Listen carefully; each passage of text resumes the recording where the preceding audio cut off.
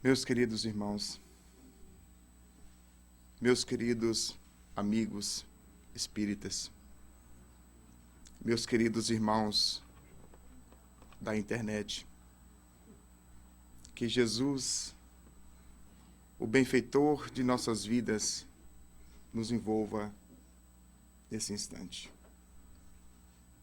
Parece que tudo estava perdido. E eis que a misericórdia de Deus envia à terra o Consolador prometido por Jesus. 1804.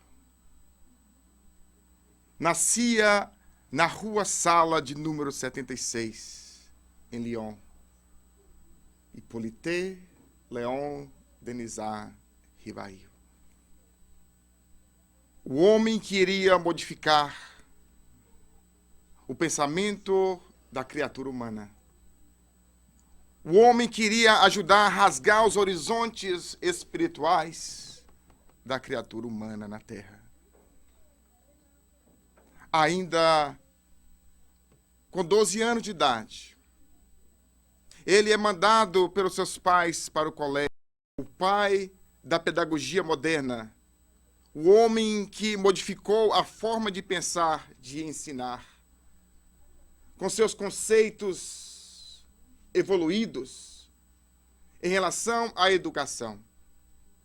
Ensinava a Pestalozzi a educação pelo amor, a educação pelo sentimento, de levar as crianças a sentir o conhecimento, a provar o conhecimento, a ver o conhecimento e amar o conhecimento. Foi ali que Allan Kardec cresceu diante daquele homem bondoso, que buscava as crianças nas ruas para poder ensinar e trazer para o seu instituto, o famoso Instituto Pestalozzi. Quando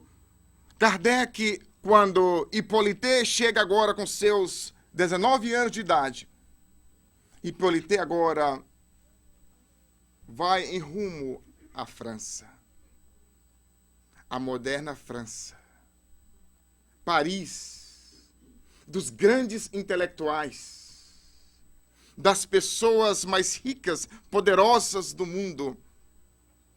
Ali, Hippolyte Léon Denisard Rivail, como pedagogo, começa a ensinar, começa a escrever livros para modificar o ensino da França, que na época era dominado pela Igreja Católica.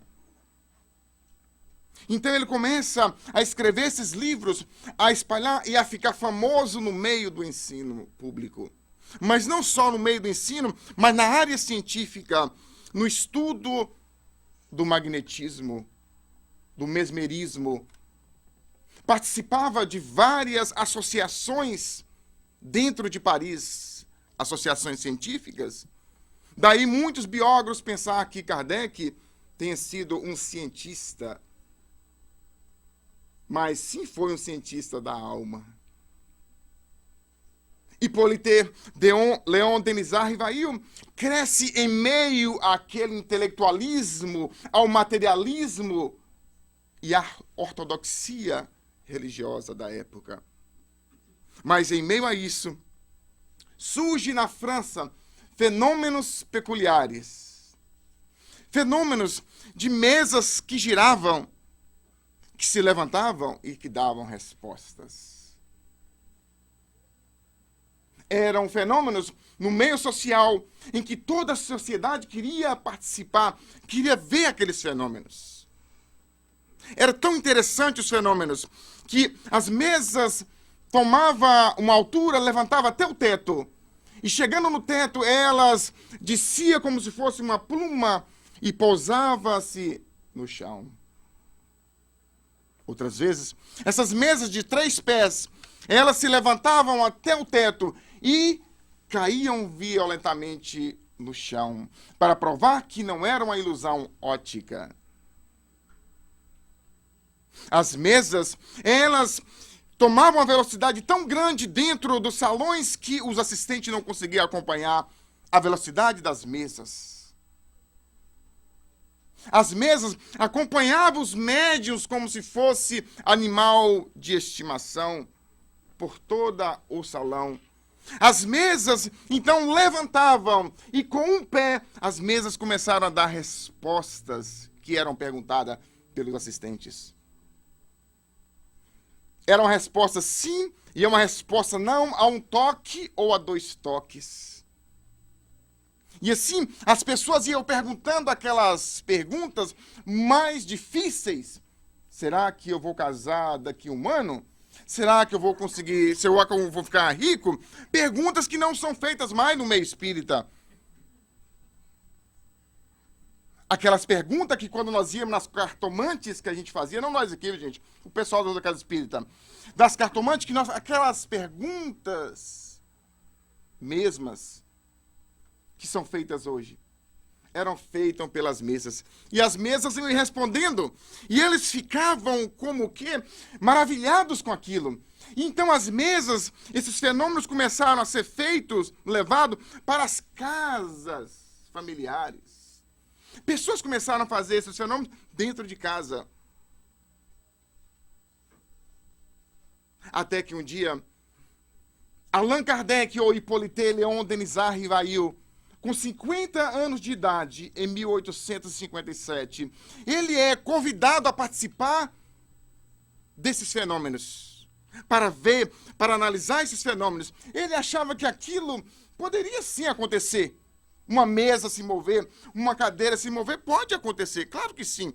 Pode estar sofrendo um efeito do magnetismo, da eletricidade, e aí sim ela pode se mover.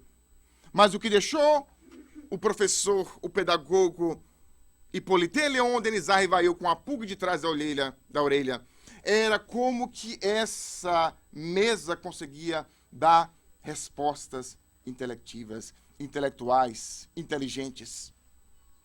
Porque a mesa não tem cérebro, a mesa não tem inteligência, é um objeto morto, não tem como dar uma resposta a uma pessoa.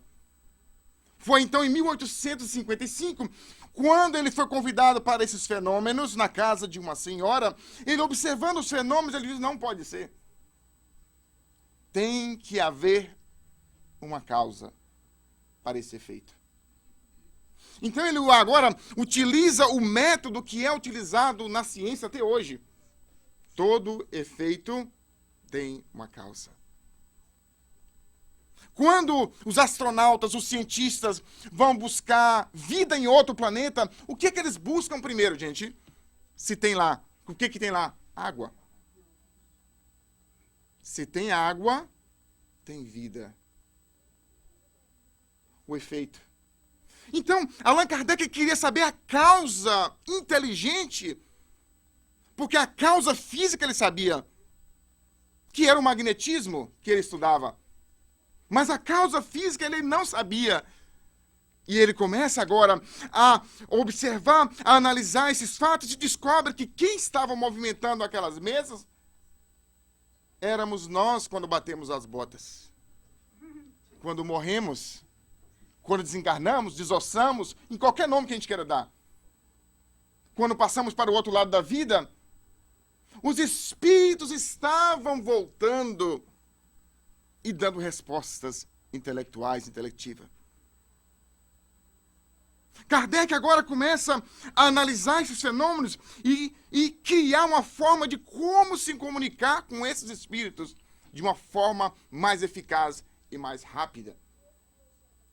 Porque imagina através de toques, fazer o livro dos espíritos com 1019 perguntas através de toque do sim e não. Seria quase que umas 10 reencarnações. Então ele começa a analisar, como que nós vamos fazer? Então ele inventa meios de como receber essas informações. Ele cria, então ele diz, se é a mesa que é o fator, pensava-se que era a mesa que era o fator, vamos pegar uma mesa bem maneirinha, com um material bem maneiro, e colocar o lápis na ponta de uma das pernas da mesa. Olha interessante.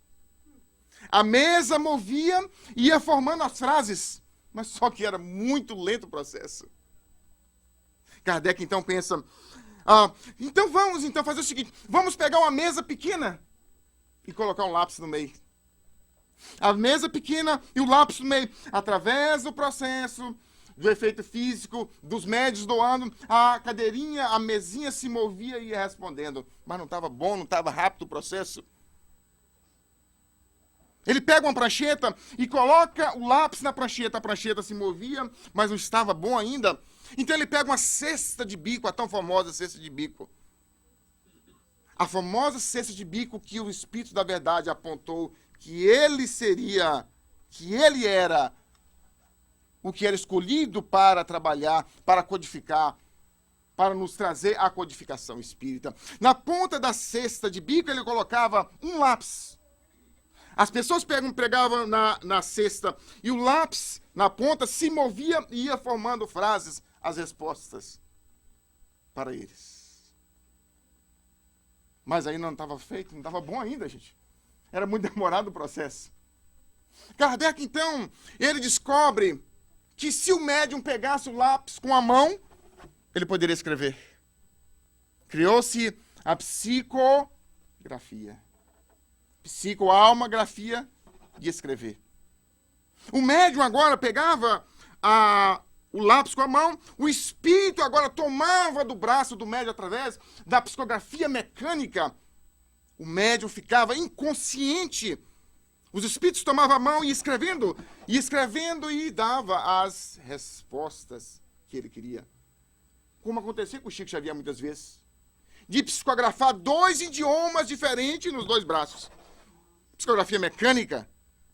Não tem como duvidar de um fenômeno desse. Então, Kardec começa a trabalhar com meninas, com crianças de 14, 16 anos. E na época, ressaltando aos amigos, a mulher, ela não tinha conhecimento intelectual como o homem, ela não tinha um conhecimento acadêmico como os homens tinham. E a maioria das médiuns que a Kardec utilizou eram mulheres. Talvez os espíritos justamente por isso. Então, utilizando aquelas meninas que respondiam às perguntas mais difíceis filosoficamente. O que é Deus? Como que a criança de 14 anos, uma menina que nunca frequentou a universidade, que não sabe nada de filosofia, vai dar uma resposta profunda daquela que foi dada a Kardec? Só que Kardec não era como nós, que às vezes aceitamos qualquer coisa. Kardec fazia experiências dentro das reuniões, das perguntas feitas mentalmente. Ele ficava mentalmente questionando e os médiuns respondiam a pergunta. Aí não tem jeito. Ele perguntava em um idioma, os espíritos respondiam em outro idioma. Eles pegavam a mesma pergunta daqui, da França, e mandavam para outro país. E a pergunta vinha e batia junto com aquela que ele tinha em Paris. Então foi bem fácil o processo, viu, gente?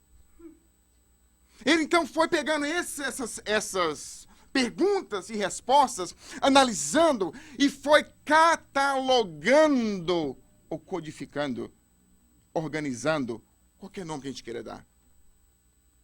Quando ele foi catalogando, organizando isso, criou o Livro dos Espíritos, em 1857. Agora o Livro dos Espíritos, só que tinha que ter o nome do autor. Aí se fosse eu, na época, Manuel Gamas, e ainda colocava do nome das 3 reencarnações seguintes. Manuel Gamas de Souza Filho, Xavier, e voltava tudo. Mas ele não. Olha a humildade desse homem, gente. Olha a grandeza moral desse homem. Para uma obra desse tamanho, dessa grandeza, ele se oculta. Não coloca Hippolyte Léon Denisard Rivail. Por quê? Hippolyte Léon Denisard Rivail era muito conhecido no meio acadêmico. Todo mundo conhecia Hippolyte Léon Denisard Rivail. Na França e na Europa, ele põe Allan Kardec, o nome de uma reencarnação passada que ele teve. E lança o Livro dos Espíritos com o nome Allan Kardec, tirando Hippolyte Léon Denisard Rivail. Começa agora a saga. Os espíritos começam agora a usar Allan Kardec de forma tão intensa que nós até hoje não conseguimos, em nossa mente, entender como que um espírito conseguiu fazer aquilo tudo. Em quantos anos, gente? Quem pode falar aqui? Quantos anos que foi? Todas as obras e tudo, em quantos anos que Kardec fez? 12 anos? Alguém mais? 30 anos? Muito bom. Quantos anos, gente, Kardec... Alguém? Ele se deparou com o espiritismo em 1854. Com a ideia espírita. 1855, ele se deparou com o fenômeno espiritual. Em 1869, ele desencarnou. Quantos anos? 14 anos. 14 anos de trabalho intenso. 1857, ele lança o Livro dos Espíritos e em 1858 ele lança a Revista Espírita. Todo mês artigos eram lançados mensalmente dessa Revista Espírita. Não era esses boletins que a gente tem aqui não, gente. Que tem 2 folhinhas coladas na outra, não. Era uma revista respondendo a pergunta de pessoas que estavam adentrando no Espiritismo, conhecendo o Espiritismo, queria saber o que era o Espiritismo. O materialista que não acreditava de jeito nenhum no Espiritismo, que aquilo era invenção da cabeça de Kardec. O religioso que falava que aquilo era invenção da cabeça do Kardec. E ele ia respondendo e trabalhando isso nas revistas, que poucos de nós conhecemos essas revistas e lemos, das lutas que Kardec travou para nos trazer a doutrina espírita. Em 1861, Kardec nos traz o Livro dos Médiuns. Ele desdobra a segunda parte do Livro dos Espíritos e nos brinda o Livro dos Médiuns. A cartilha de como se comunicar com os espíritos. Os espíritos, as pessoas estavam chegando no espiritismo, os médiuns estavam chegando no espiritismo. Como chegam na casa espírita, muitos médiuns, mas querem ir logo para a reunião mediúnica sem conhecer como se dá o fenômeno. Trabalhar com um laboratório de química, com químicos, sem saber o que são os químicos, a denominação dos químicos. Então Kardec dá essa cartilha, que é o Livro dos Médiuns, para nós entendermos como se dá a comunicação dos espíritos. E tem muito espírito que diz que não lê o Livro dos Médiuns para não abrir a mediunidade. Já falei isso para mim. Eu nem leio, não. Se eu leio, eu abro a mediunidade. Eu não quero isso, não. Mas quem te falou isso, meu irmão? Tá, eu vi falando. Essas concepções atrasadas que nós ainda temos, né? Então não lemos o Livro do Médium. O médium é só para pessoas que são médios e não é, gente. O Livro do Médium é para todos nós, porque todos nós somos médiuns. Alguns são mais ostensivos, outros são menos ostensivos, mas são médiuns. Na reunião mediúnica, não é só para médiuns ostensivos. Tem que ter o doutrinador, que não é um médium ostensivo. Tem que ter o assistente, que não é um médium ostensivo. Então todos nós devemos ler, sim, o Livro dos Médiuns. E é pouco conhecido por nós. Porque é quando o coordenador da reunião obriga o médium a ler. Se você não lê, você sai da reunião mediúnica. É assim que a gente faz. Você tem que ler, se não ler, sai da reunião mediúnica. E esse medo que nós temos de ter contato com os espíritos sendo espírita. Não é assim? Então o Livro dos Médiuns é importante a leitura. Kardec não para. 1864, o que Kardec lança, gente? A terceira parte do Livro dos Espíritos, das leis morais, ele desdobra aquilo e nos dá o livro mais lido entre nós espíritas, o Evangelho segundo o Espiritismo. Nesse momento, Allan Kardec ele começa a trabalhar as partes principais do Evangelho que não tem controvérsia, que se nós conversarmos não vai ter controvérsia. Pega tudo, passa um pente fino naquilo que nós precisamos. Isso tudo, gente, sob a orientação do Espírito da Verdade. E nos brinda o Livro dos Médiuns. O livro do Evangelho segundo o Espiritismo. Em 1865, 5 desdobra a quarta parte do livro dos Espíritos. E nos traz o céu e o inferno. O céu e o inferno, que completa 150 anos esse ano. Outra obra que não é lida por nós espíritas. Pelo nome. Céu e inferno, a gente não tem nada a ver o nome com aquilo que está escrito ali dentro. Eu leio sozinho no escuro de forma nenhuma. E é um livro que ensina a gente como morrer. E é um livro que ensina a gente o que tem lá do outro lado. A primeira parte ele vai explicar o que é céu, o que é inferno. E a segunda parte vai trazer aqueles que passaram para o outro lado, o que eles estão sentindo lá do outro lado. O suicida, o materialista, o ateu, o à toa. O que eles sentem lá do outro lado. E quando a gente vai vendo toda aquela categoria de espírito, a gente vai se colocar em um daqueles. Não, tem que modificar. Porque eu não quero ser um à toa, um ateu, ou isso, ou aquilo. E nós modificamos o céu e o inferno. E a primeira parte, 1868, a Gênese. Kardec nos traz a Gênese, mostrando, trabalhando conosco ali como que tudo foi criado. O que é Deus? Entendemos quando que nós vamos ver Deus? Os milagres de Jesus. Ai, Jesus. Naquele instante, nós pensamos assim, então, ele está diminuindo Jesus. Não. Aí que nós passamos a amar mais Jesus e a respeitar mais Jesus. Pelos fenômenos, todos os milagres que Jesus fez não são milagres, porque o milagre não existe. O milagre é uma coisa que não tem explicação lógica. E o Espiritismo explica todos os milagres que Jesus fez, então deixa de ser milagre. É algo normal.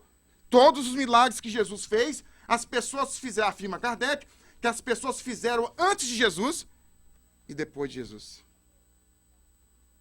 Todos os milagres que Jesus fez. Então deixa de ser o quê? Milagre. Uma coisa natural. Não é mais sobrenatural, é natural. E em 1869, numa manhã de 11 para 12 horas, Allan Kardec deixa o mundo físico, carregado pela equipe de Espírito da Verdade, coordenada por Jesus, nos deixa o legado dos legados, a doutrina dos Espíritos. Meus irmãos, esses 30 minutos que nós fizemos de introdução é para que nós agora possamos fazer análises profundas. O que o Espiritismo significa para mim? Como eu vejo o Espiritismo na minha vida? Quem é Kardec? O que é o Livro dos Espíritos? O que é codificação? O que é espírito? São questões que nós ainda estamos fazendo como espíritas. Nós perguntamos a alguns amigos, irmãos espíritas, meu irmão, por que você está no espiritismo com aquele? Ele falou, eu estou porque o meu pai era espírita. Aí cai em capa do fervor. O meu pai é espírita, então agora eu sou espírita. Isso não é motivo de ser espírita. Por que você é espírita? Não, eu sou espírita porque eu vou lá no domingo, aquela musiquinha tão tranquila, aquela música, e eu saio assim, tão voando. É por isso que eu sou espírita. Então, o dia que não tiver a música, você deixa de ser espírita. Por que eu sou espírita? Não, eu sou espírita porque naquele lugar não tem ninguém que cobra dinheiro, naquele lugar eu vou lá, fico tranquilo, não tem esse negócio de cobrar dinheiro. É assim que fala comigo? Pessoas não tocam o nome de dinheiro lá. Porque em todos os lugares que eu vou, a palavra é só dinheiro, dinheiro, dinheiro, dinheiro. Eu digo, meu irmão, e como é que faz para pagar o aluguel lá no centro que você participa? Eu não sei, não. E como é que faz para pagar no seu, mas não? É simples. Nós temos uma reunião de materialização de dólar. Na quarta-feira nós materializamos o aluguel. Na sexta materializamos o pagamento da luz. E assim por diante. Na quarta, que é a mais forte, que são $2.800. E tem que juntar todo mundo junto e tomar toda a energia da gente. Você acredita no negócio desse, gente? Falta de conhecimento. Falta de habilidade, saber o que o Espiritismo representa para nós. Allan Kardec, como ele sabia do nosso pensamento, como ele conhecia o nosso íntimo, como ele era pedagogo, no final do Livro dos Espíritos, ele deixa algo interessante que nós espíritas não atrevemos a ler e meditar. O final do Livro dos Espíritos e a introdução do Livro dos Espíritos, só esses dois dá para a gente tornar espírita. A introdução e o final. Não precisa ler mais nada. E são as duas coisas que a gente escapa deles, para ir logo com a pergunta, porque é mais fácil. E esquece da introdução, onde Kardec vai definir, falar que nem todo espiritualista é espírita. Não é assim? E nós temos quantas pessoas que são espiritualistas e se dizem espíritas? Com ideias espiritualistas dentro do espiritismo, mas não tem nada a ver com o espiritismo. Só que como a gente não sabe o que é isso, nós vamos comprando gato lebre, assim que a gente fala, né? E no meio espírita, no Brasil, tá assim, gente, ó, de espiritualistas no meio do movimento espírita. Assim. E está infiltrando no nosso movimento aqui, nascente. E que se nós não abrirmos os olhos, nós trazemos esse movimento para aqui, para o nosso movimento espírita que está nascendo. Movimento espiritualista. Kardec. Então, no final do Livro dos Espíritos, ele vai colocar algo interessantíssimo, gente. Quem quiser ler, no terceiro item, ele vai falar que nós espíritas passamos por 3 estágios diferentes quando adentramos na casa espírita. Fantástico. Ele diz que o primeiro período nosso dentro da casa espírita é o período de curiosidade. O segundo período nosso é o período filosófico. O terceiro período, o período mais fácil, e o que a gente mais vê na casa espírita, o período da prática. Por que vocês estão rindo? Não é mais fácil. Mais difícil, né? O período da curiosidade. Certa vez, ouvi o palestrante Raul Teixeira em nossa casa dizer que todos nós adentramos no Espiritismo pela curiosidade. E eu falei, não pode ser. Começando o Espiritismo, eu falei, não pode ser. Não. Eu vim pela dor. Era uma dor tão grande que eu tinha de mainha, de painho lá do Brasil. Mas quando eu li isso no Livro dos Espíritos, não é que o crioulo estava certo, gente. Não é que o neguinho estava certo. Nós adentramos na doutrina espírita pela curiosidade. Todos. A curiosidade, será que lá eu vou curar a minha dor? Será que aquelas pessoas que passam a mão assim, que eu não sei o que é aquilo, será que vai tirar o obsessor de mim? O que está em cima de mim? Será que eu vou lá que vai ter um descarrego? Uma sessão de descarrego? Será que eles vão amarrar o espírito ruim que está comigo? São coisas que passam na nossa mente. Não nós aqui, gentilmente, mas tranquilo, né? São espíritos mais evoluídos, a gente veio pelo amor. Mas quantas pessoas que chegam na casa espírita e nós temos a oportunidade de receber a pessoa pela primeira vez na casa espírita? E as frases são só essas. Pode fazer isso, pode fazer aquilo, o espiritismo pode fazer aquilo. Tudo frases de curiosidade. Que é normal, gente, isso é muito bom. É muito bom. Pouquíssimo de nós chegamos aqui porque somos espíritos na reencarnação passada. Pouquíssimo de nós fomos espíritos na reencarnação passada. Quase que ninguém de nós aqui. O que nós somos ex-católicos, ex-protestantes, ex-ateus, ex-atoas. Somos ex-budistas, confucionistas, de reencarnações passadas. E quando nós viemos para a carne e nos deparamos com a doutrina espírita, ela nos traz conceitos que se parecem com aquele conceito que eu tinha na reencarnação passada.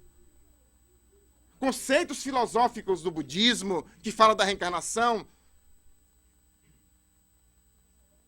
conceitos filosóficos até mesmo do catolicismo, que fala do cristianismo, que fala do amor ao próximo. Porque o catolicismo em si não é ruim. O ruim foram aqueles que pegaram o catolicismo e se tornaram uma instituição governamental. Mas o catolicismo em seu bojo tem o quê? O evangelho de Jesus, gente. Se a gente segue o evangelho de Jesus, não tem erro. Eu tenho amigos católicos que estão além de mim. Muito além de mim, espírita. E são católicos. Porque entenderam a mensagem não do catolicismo, mas do evangelho de Jesus. Olha que interessante. Mas o que acontece? Acontece muito isso no movimento espírita. Nós chegamos no movimento espírita nesse movimento de curiosidade, em querer saber o que tem aqui dentro. Nesse movimento de querer saber o que tem aqui dentro, nós trazemos a nossa bagagem daquilo que fomos, uma reencarnação passada ou nessa própria reencarnação. Então, se são participantes, está ok, dá para controlar. Mas quando são os coordenadores que trazem essas bagagens, aí o negócio pega. Como se diz lá no interior de Minas, aí o bicho pega. Porque agora esses coordenadores vão querer colocar a sua bagagem de vivências religiosas e esquecendo aos poucos do espiritismo. Colocam a bagagem do ex-ubandista. Então eu coloco lá na frente, Casa Espírita Pai João. É uma fusão do espiritismo com o umbandismo, que não tem nada a ver. Aí muitas pessoas que não conheciam o espiritismo confundiram. Manuel, como é que é esse negócio? Você faz macumba lá ou não faz? Você toca tambor lá ou não toca? Quando eu comecei na doutrina espírita, o nosso centro, o Cabral lembra? A Temes lembra? O nosso centro era de frente para uma delegacia de polícia, um departamento de polícia. Um amigo disse, Manuel, como é que vocês conseguem ficar ali de frente para o departamento de polícia? Eu falei, mas normal, meu irmão. A gente fica lá, horas. Mas e os tambor? Eu falei, não tem tambor lá.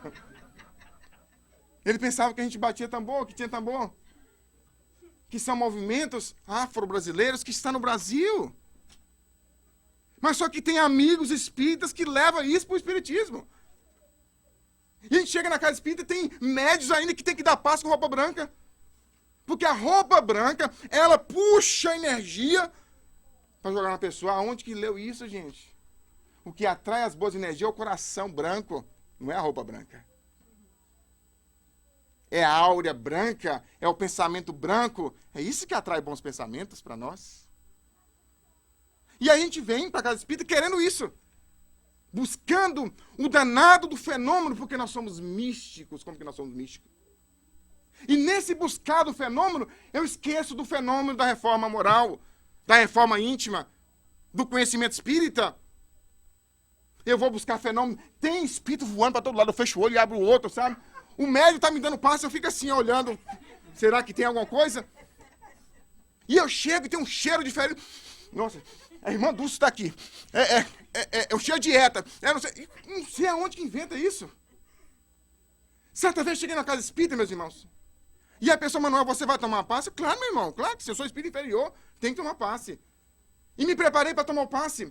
E sentei na cadeira da pessoa, e a pessoa começou a tomar o passe. E de repente a pessoa tombou para trás. Falei, matei o sujeito. Que espírito obsessor esse sabe que está comigo, gente? E agora, como nós espíritos não somos curiosos, e eu fiquei sem saber agora o que aconteceu com aquele rapaz. Eu matei o rapaz. E fica aquilo na cabeça, e terminou os passos, a sessão de passos. E eu buscando ele ia para um canto, ele ia para o outro, e eu atrás dele, fraternalmente. Até que agora, danado, encontrei. Fechei, falei, meu irmão, o que aconteceu? Manuel, tinha um espírito tão iluminado perto de você que eu caí do outro lado. Eu falei assim, meu Deus do céu, meu irmão. Aconteceu, gente, isso é verdade. Aconteceu na casa espírita. É uma realidade. Esse lado místico que está em nós. De buscarmos aquela pessoa que faz o contato do outro lado e traz para mim de bandeja aqui. Manel, como é que as informações do traz para mim? Eu tenho que divorciar ou não? Minha irmã está com você aqui, ó. O Espiritismo diz que você que tem que analisar. Enfrenta o bicho hoje, porque na outra reencarnação ele vem pior. O que você quer? Enfrentar hoje ou trazer ele pior? E quer informação. Do outro lado, pessoas que vêm buscar psicografias através da nossa casa. E chega, Manuel, o meu parente morreu, eu queria uma psicografia. Minha irmã, vai ali na biblioteca, que tem mais de 1000 psicografias na biblioteca. Mas eu quero do meu ente querido. E quando que ele morreu? 2 semanas atrás. Meu irmão, o telefone, lembrei do Chico, o telefone troca de lá para cá e não daqui para lá. Outras pessoas que chegam me perguntar, Manuel, como é que está o meu parente que desencarnou? Você, mas, minha irmã, você colocou um GPS nele? Vamos ver agora. Se tem GPS, a gente vai falar agora onde que ele está. E qual o GPS, Manuel? A moral, o que ele fazia aqui? Como é que ele era aqui? Da forma como ele era aqui, é o GPS dele. Ah, ele era uma pessoa amável, ele perdoava demais as pessoas. Ele tentava fazer o máximo para ajudar as pessoas. Ele ia na igreja, ele fazia isso, ele fazia aquilo, era uma pessoa de bem. Pois é, meu irmão. O GPS está falando aqui que ele está num lugar bom. Como é que era? Ah, é uma pessoa que não sabia, não queria nada com a vida. Ele odiava a esposa com todo o ardor do coração. Ele gostava muito daquela 51 que queima teu perispírito. Ele gostava disso, gostava daquilo. Meu irmão, não tem mágica. Aonde que você pode estar? Vamos ler aqui. O que levou André Luiz para o umbral? Foi isso, isso, isso. Pois é, então, está explicado. E com 5.000 consultas de graça o André Luiz fez. E ainda passou uma temporada lá, no umbral. Fica fácil, gente. É o período da curiosidade que é normal. Só que muitos de nós, graças a Deus, saímos desse período da curiosidade. Muitos ainda ficam no período da curiosidade. Eu conheço pessoas que começou junto comigo, que quando nós tínhamos o Cabral como professor, o meu primeiro professor de espiritismo foi o Cabral. Quando nós começamos o espiritismo, nós encontramos com a pessoa e a pessoa não mudou nem a cor do cabelo, gente. A mesma pergunta, as mesmas coisas. Por que eu sofro? Deus esqueceu de mim. O que você acha, Manuel, aconteceu? Por que eu sofri? Isso é da reencarnação passada ou dessa? Isso é disso aqui? Mas minha irmã, 18 anos com as mesmas perguntas. Sabe por quê? Porque não entrou num período filosófico. Período do conhecimento espírita. Ah, que maravilha, gente. A gente entra no espiritismo, agora os livros, pela porta da frente. Pega o livro dos espíritos, mastiga, come, engole, e joga lá dentro e volta de novo e vai lendo aquilo. Aquilo nos dá uma força que parece que a gente não é daqui mais. Eu sou de outro mundo. Eu começo a ler as obras de André Luiz e eu quero morrer no outro dia. Eu fico olhando assim, amor, vou logo. Quero ir para nosso lar. Eu começo a ler Paulo Estevão.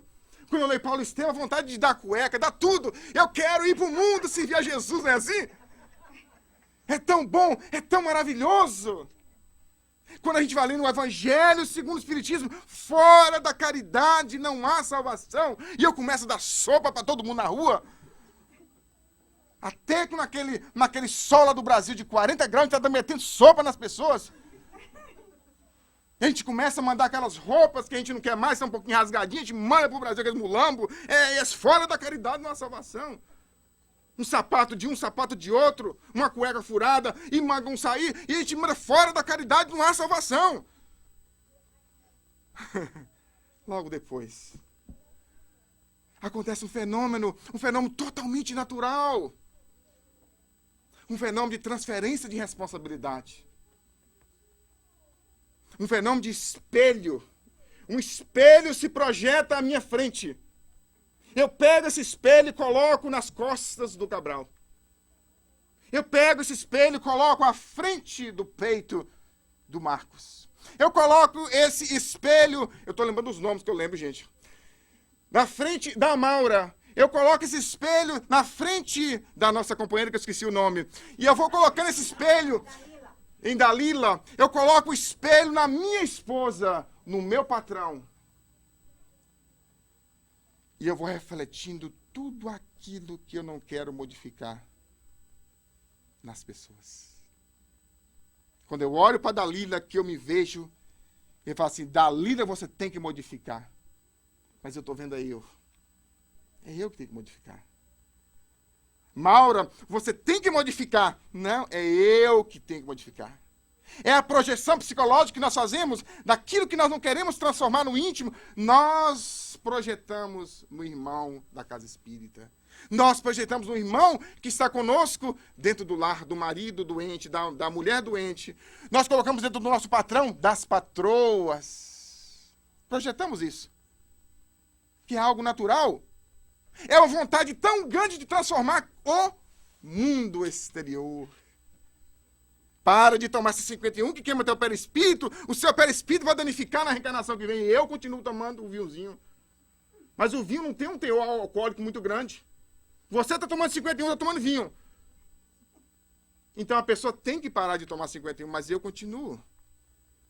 Então, não faça mais a fofoca fraterna, Marcos. Mas quando eu pego o telefone, está lá eu desdobrando o veneno, destilando o veneno nas palavras, assim, bem destilado mesmo, fraternalmente, mandando isso para os amigos, sabendo fulano como é que está, ciclano como é que está. Entre aspas, na nossa casa nós adotamos algo interessante. Quando alguém vem falar mal de uma pessoa para mim, nós adotamos isso. Nós falamos assim, meu irmão, nós queremos saber de duas coisas. Se você quiser, nós podemos fazer isso com você. Nós podemos te ajudar. Primeira coisa, nós podemos sentar junto com essa pessoa, nós três juntos, fraternalmente? Não pode. Eu posso falar o seu nome para a pessoa que você falou comigo, que está assim, assim, e depois nós três vamos juntos sentar? Não pode. Então, não posso falar nada, meu irmão. Nós estamos o quê? Cortando o veneno que está sendo o quê? Destilado, que está sendo jogado, sabe?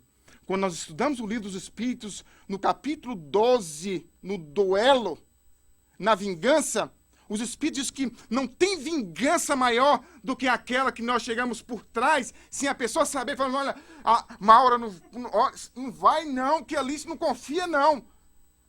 E logo depois as pessoas chegam para conversar com a Maura e todo mundo desconfiado da Maura e a Maura sem saber, a pobrezinha sem saber. Isso é pior do que você pegar a arma e chegar no nosso companheiro aqui. Os Espíritos que é 1000 vezes pior. E graças a Deus, isso não acontece em casa espírita. Graças a Deus. Isso só lá nos movimentos lá fora. Não é, gente? Mas essa falta de conexão conosco mesmo, de entendimento da doutrina espírita, por que eu sou espírita? Eu não sou espírita para virar um policial na casa espírita. Tem espíritas que na casa espírita são como policiais. Psicólogos. Analisa a pessoa assim por inteiro. Conhece a pessoa por inteiro. E esquece de si. De utilizar a psicologia para si mesmo. Esse período filosófico, esse período que o conhecimento só está onde? Aqui. O conhecimento está aqui. O terceiro período é o período fantástico. É o período que nós pegamos esse conhecimento e descemos para aqui. Coração e cérebro dão as mãos. E agora, eu começo a entender a doutrina espírita de forma agora profunda. Sabe por quê, gente? Eu vou sentir nas fibras mais profundas o que é o espiritismo. Quando Allan Kardec fala assim, fora da caridade não há salvação. Eu entendo que caridade não é da sopa, só da sopa. Não é da só mulambo. Não tem caridade maior do que ser indulgente com aquela pessoa, aquele espírito de porco. A caridade do perdão. A caridade de perdoar os nossos irmãos que estão caindo. Tem caridade maior que essa, gente? E quando isso vai instalando em nosso íntimo, esse espiritismo vai instalando em nosso íntimo, nós passamos a entender as pessoas e aceitá-las como elas são. Fulano é assim porque é um espírito inferior. O que nós vamos esperar do espírito inferior? Coisas boas? Claro que não. Vai ser inferioridade. Vai ser inferioridade. Essa coisa começa a movimentar dentro de mim. Só que eu não vou ser um espírito perfeito. Isso é que é o bom. Reconhece o verdadeiro espírita. Não é por ser perfeito. Aquela criatura que chega na casa espírita já volitando. Isso é um comportamento doentio que às vezes aparece na doutrina espírita. Pessoas que leem a doutrina espírita, conhecem um pouquinho da doutrina espírita e já pensam que já são o rei da cocada preta. Ou a rainha da cocada preta. E começa a volitar na casa espírita. E vai para lá e vai para cá. Sabe? Não é isso que é o verdadeiro espírita. Reconhece o verdadeiro espírita pela sua transformação moral. Meu Deus. Olha, que definição maravilhosa. O que é transformar? Transformar é algo que tem que ser feito diariamente, constantemente, como doses homeopáticas. Hoje, eu chego na casa espírita e estou com tremenda raiva de fulano. Então eu me controlo. Eu estou me transformando. Porque eu não sou paciente ainda, benevolente. Eu me controlo essa raiva, vou destilando essa raiva, trabalhando essa raiva, até que eu mando uma bola de luz para aquele amigo que me fez algo. Eu não consigo abraçá-lo ainda. Tá ótimo. Mande uma vibração, mande uma oração, até que um dia você consiga a transformação moral. E transformação moral, gente, não é de um dia para o outro. E transformação moral não é fácil. Transformação moral necessita muito trabalho, necessita muita análise daquilo que somos e daquilo que queremos ser. Mas isso é impossível. Não é impossível. Quando nós vemos nos anais da história do Espiritismo, algo interessante, é que, às vezes, nós pegamos os anais da história do mundo e nós sabemos sobre Madre Teresa de Calcutá, sobre Irmã Dulce, criaturas que foram católicas, e não sabemos dos grandes vultos espíritas que deram a sua grande contribuição na Terra, e nós espíritas não sabemos quem são esses homens. Quando a gente fala assim, Batuíra, quem é esse danado de Batuíra? É o nome, gente. Isso é nome de gente? Um dos maiores propagadores do espiritismo no Rio de Janeiro e em São Paulo. Filho de família portuguesa que chega ao Brasil e ele ajuda escravos na época ainda que tinha a escravidão. E afirma alguns biógrafos algo tão importante, meus irmãos, que dá cada vez mais uma importância maior em ser espírita.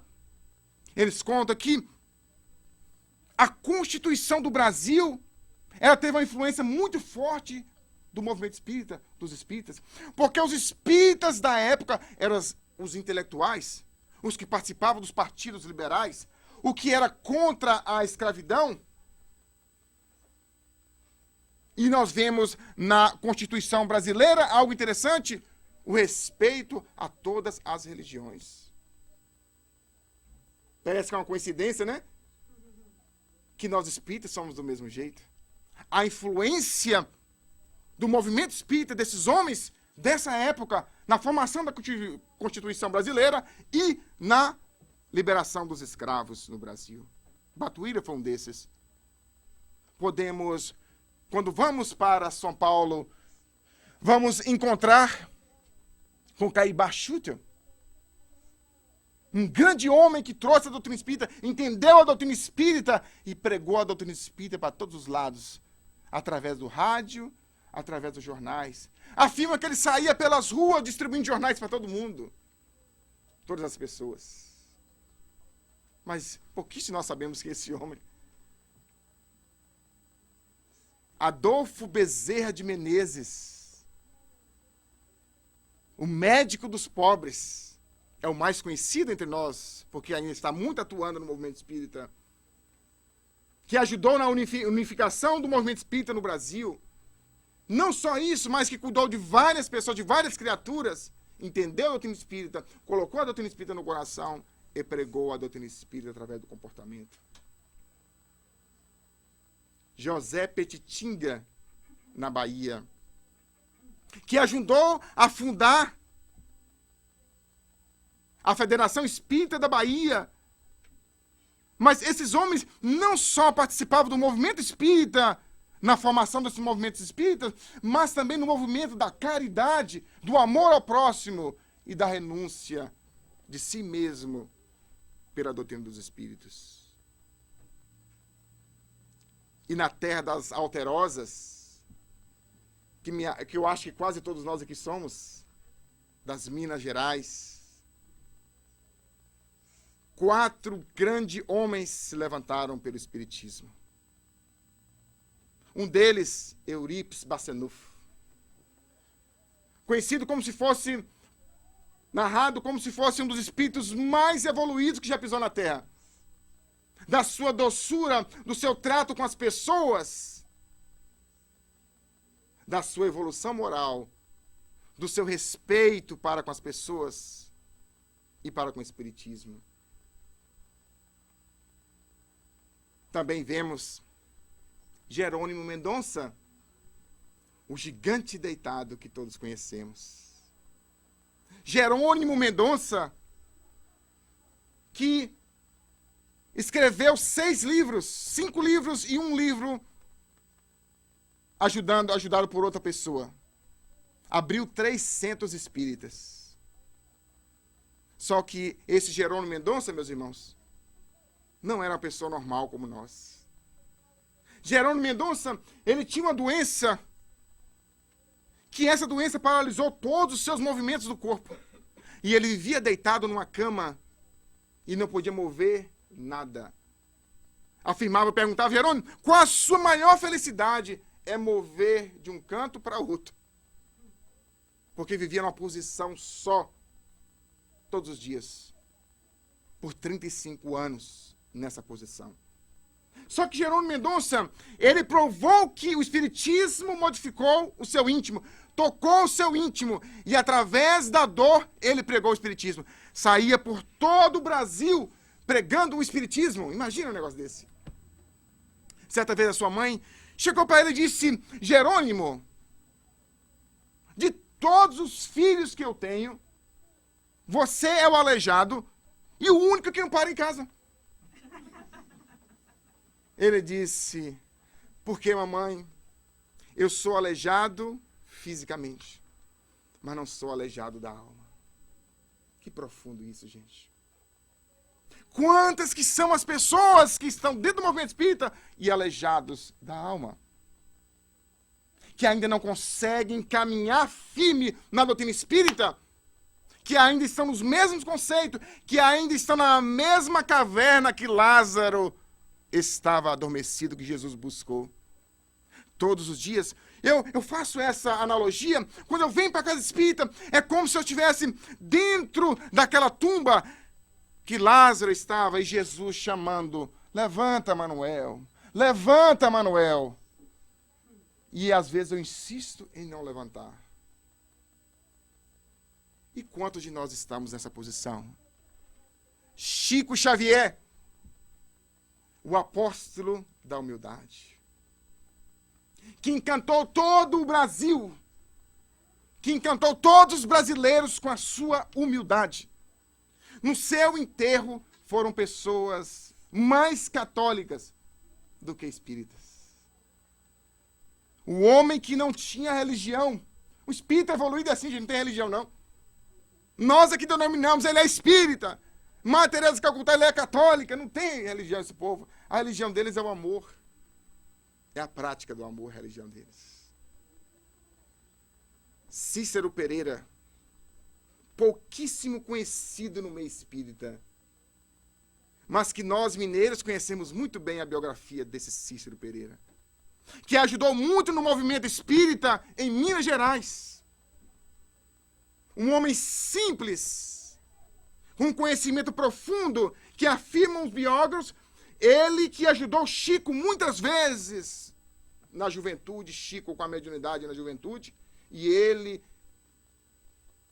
ajudando Chico dando resposta para Chico, mostrando para Chico como seguir na mediunidade. E quando Cícero Pereira desencarna, afirma os biógrafos que logo depois Chico estava orando por ele. E de repente, uma grande luz se fez no quarto do Chico. E Chico olhou e disse, naquela voz simples, uai, professor, é você está com muita luz. Ele olha para o Chico com a mesma simplicidade e diz, Chico, são seus olhos. E se desfaz. Como é bom ser espírita, meus irmãos. Como é bom entender o Espiritismo. Como é bom deixar essa doutrina tocar em nossos corações. Para que nós possamos, nessa reencarnação, vencer. Ou começar a vencer a nós mesmos. Que nós possamos levar isso a sério. Isso aqui não é um clube social. É uma escola do Espírito imortal. Que Jesus nos acompanhe até os nossos lares. Nos envolva principalmente o nosso coração. Para nessa noite, nessa manhã, nós saímos daqui envolvidos com o nosso coração, com essa mensagem doce, racional, que é a doutrina espírita. Que assim seja.